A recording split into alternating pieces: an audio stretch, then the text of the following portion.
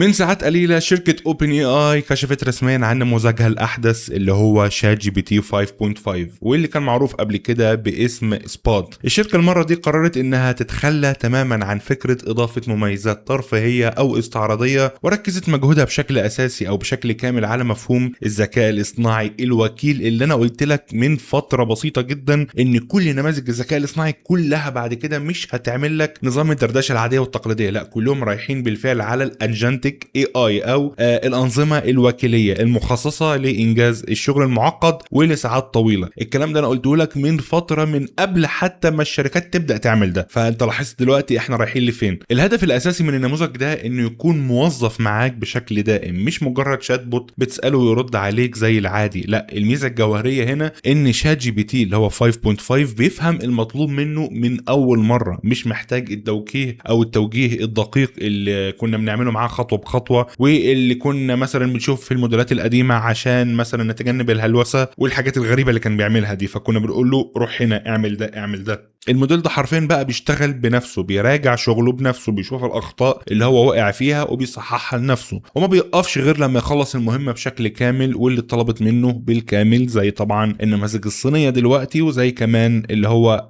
كلود. يعني في الماضي لو انت كنت عايز الذكاء الاصطناعي او اي نموذج ايا كان يحلل بيانات اي موقع، كنت لازم تنسخ البيانات دي وتديها للنموذج ده وتطلب منه ان هو يحللها. التوجه الجديد بقى اللي هو مع نموذج افتراضا اللي هو الشات جي بي تي 5.5 بيقدر من خلال الادوات المتاحه ليه انه يجمع الداتا بنفسه ويحطها في ملف اكسل ويحلل البيانات دي ويرسم لك مثلا النتائج النهائيه حرفيا من غير ما تتدخل في اي خطوه من الخطوات اللي هو بيعملها، او انت مثلا يعني تتدخل في النص اللي هو بيكتبه، لانه بيعرف ازاي يتنقل بين البرامج والادوات اللي انت بتديها له او بتديله صلاحيه عليها بسلاسه. الاطلاق ده طبعا ما جاش بنسخه واحده فقط، احنا قدام عيله كامله بتتكون من 3 اصدارات رئيسيه. النسخه الاولى وهي شات جي بي تي 5.5 اللي هي النسخه القياسيه العاديه، والنسخه الثانيه اللي هي ال 5.5 thinking، تمام، او التفكير او مثل التفكير المخصصه للمهام اللي محتاجه وقت اطول في التفكير المنطقي والكلام ده كله، عشان الموديل يراجع كل فرضياته وكل الخطواته اللي هو عملها داخليا. وطبعا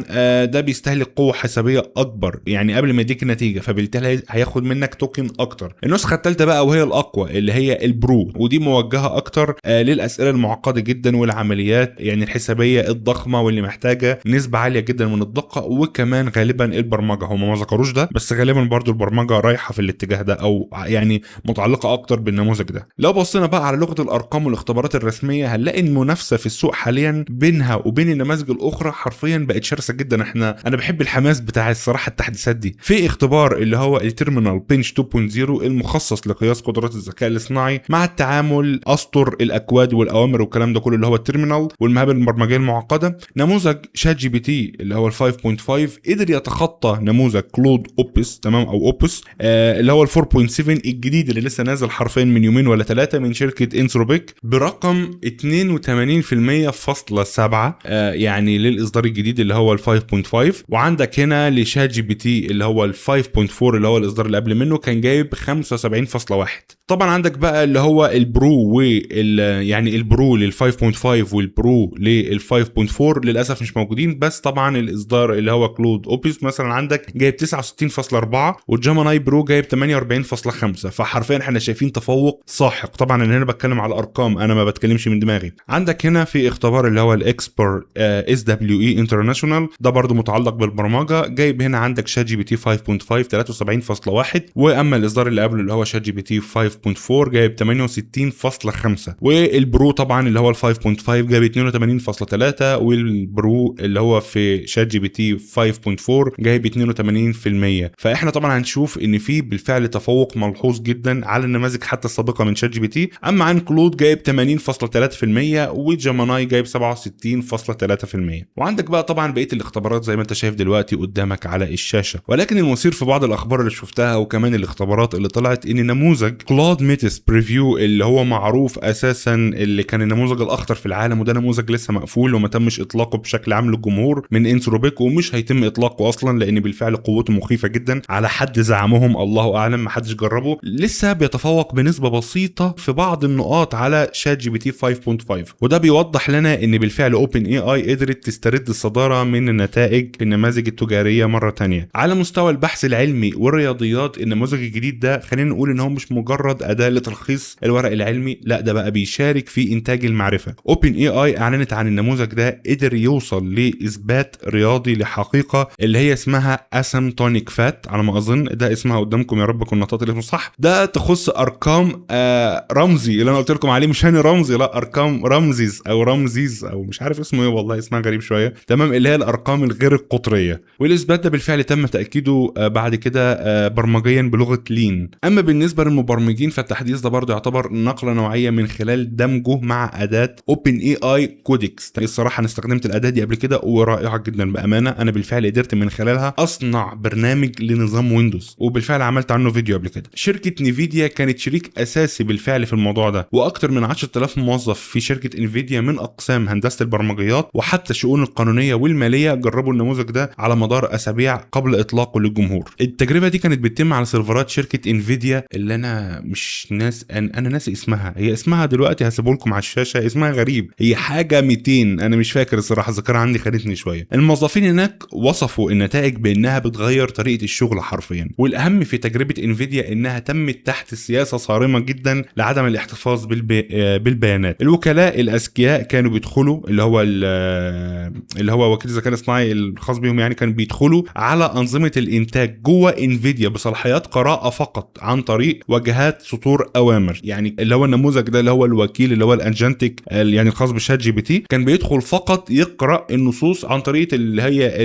التيرمينال او السي ام دي، تمام، اللي هي واجهات سطرة الاوامر. وده بالفعل بياكد للشركات ان استخدام الموديل ده مش هيعرض اسرارهم للتسريب. طبعا ده كلام على ورق يعني، بس خليك برضو مصحصح كده انت صاحب شركه يعني. اما عن نافذه السياق او الكونتكست ويندو حصل فيها برضو تطور ملحوظ جدا جدا. النموذج بقى بيجي بنافذه سياق بتوصل ل 400,000 توكن، تمام، في واجهات معينه اللي هي النماذج الصغيره اللي هي القياسيه اللي انت بتستخدمها عادي، وبتوصل لمليون توكن بقى، يعني اللي هي المليون توكن كامله من خلال الاي بي اي. ده معناه انك تقدر تديله مجلدات كامله من الاكواد او الكتب وهو يحللها بدون ما يفقد التركيز في التفاصيل. كمان اوبن اي اي قدمت ميزه جديده اسمها الوضع السريع او اللي هي الفاست مود. الميزه دي بتخلي النموذج يولد الكلام والاكواد اسرع بنسبه 1.5% من السرعه الطبيعيه، ولكن طبعا السرعه دي تكلفتها بتوصل ل 2.5% ضعف التكلفه العاديه، ودي ميزه موجهه للشركات اللي محتاجه تنفيذ لحظي للمهام. وبما ان احنا اتكلمنا عن التكلفه فانا هتكلم عن الجزئيه دي لان اكتشفت ان في ناس مهتمه بيها. انا ما كنتش اعرف صراحه ان في عندي ناس مهتمه بيها، ولكن بعد ما لقيت تعليقات كتيره بيتكلموا عن النقطه دي هبتدي اركز عليها بقى ان شاء الله في اغلب النماذج اللي بتكلم عنها، وهي اسعار الاي بي اي. تمام، النموذج الجديد ده يعتبر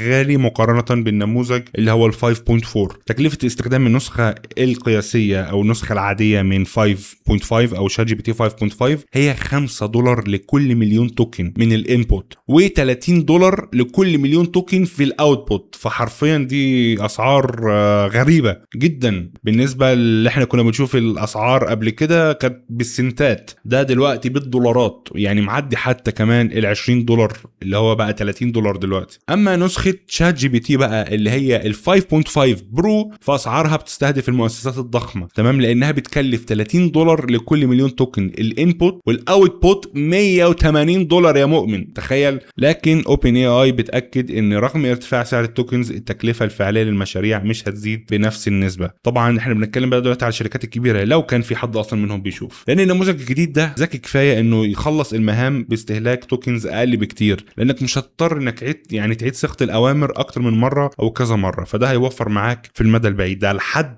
قولهم او على حد ان هم اللي بيقولوه يعني، الله اعلم. طيب دلوقتي هل بالفعل الاي بي اي متاح؟ هقول لك لا للاسف لسه مش متاح، يعني هو متاح فقط للمطورين، ولكن ان شاء الله قريبا ممكن يعني يتم اتاحته للعامه. والسبب ورا ده هو قوه النموذج نفسه، ده اللي الشركه بتقوله اللي خلت الشركه تصنفه كنموذج عالي الخطوره. بيقلد مين هنا؟ ايوه بالظبط اللي في بالك، اللي هو كلود، اللي هو انثروبيك وكلود اللي عملوه بقى مع النموذج الجديد. شفت بقى ايه؟ بيحاولوا هم نقرهم من نقر بعض. وطبعا بيقول لك بقى اللي هو الايه، في هاي ريسك او خطوره عاليه جدا في الاستخدام المتعلق بالمجال السيبراني والهجمات البيولوجيه. اما بالنسبه للاتاحه الفعليه للمستخدمين، النسخه القياسيه اللي هي ال 5.5 اللي هي او التفكير متاحين دلوقتي ان انت تقدر تستخدمهم للمشتركين في باقات البلس وباقات البرو والبيزنس. وعندك بقى نسخه البرو اللي هي الاقوى تعتبر، فهي حصريه فقط يعني للمشتركين في باقات البرو فيما فوق، اللي هي تقريبا هتكون البرو والبيزنس. ولو بتستخدم النسخه المجانيه زي حالاتي فللاسف النسخه دي مش متاحه حاليا، بس ان شاء الله لعل وعسى ان ينزل بقى ليها او لينا تحديث في المستقبل احنا اصحاب المجانيات، لان على حد قول الشركه يعني ان النموذج ده بيستهدف فقط الشركات واصحاب الاعمال.